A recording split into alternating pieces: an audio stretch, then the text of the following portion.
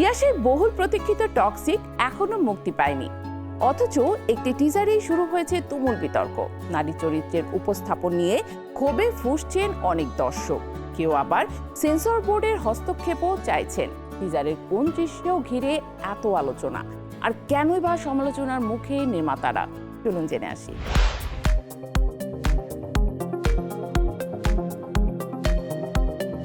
একটি টিজার আর তাতেই যেন আগুন।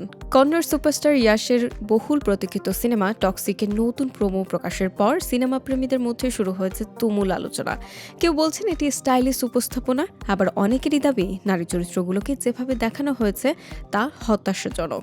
লেডিস অ্যান্ড লেডিস শিরোনামের বিশেষ এই টিজারটি মূলত সিনেমার নারী চরিত্রগুলোর সাথে দর্শকদের পরিচয় করিয়ে দেওয়ার জন্য প্রকাশ করা হয়। এতে দেখা যায় নয়নতারা, কিয়ারা আদভানি, হুমা কুরেশি, তারা সুতারিয়া এবং রুক্মিণী বসন্তকে।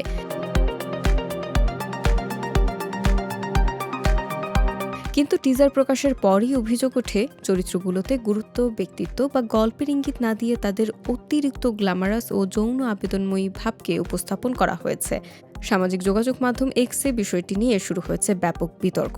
অনেকেই প্রশ্ন তুলেছেন, নারী চরিত্রকে কেন্দ্র করে তৈরি একটি প্রোমোতে কেন তাদের অভিনয় বা গল্পের বদলে শুধু বাহ্যিক উপস্থাপনাকেই প্রাধান্য দেওয়া হয়েছে। কেউ কেউ টিজারটিকে এই দশকের সবচেয়ে অশালীন প্রচারণাগুলোর একটি বলেও মন্তব্য করেছেন। এমনকি ভারতের কেন্দ্রীয় চলচ্চিত্র সেন্সর বোর্ডের কাছে সিনেমাটি আটকে দেওয়ারও দাবি জানিয়েছেন অনেকেই।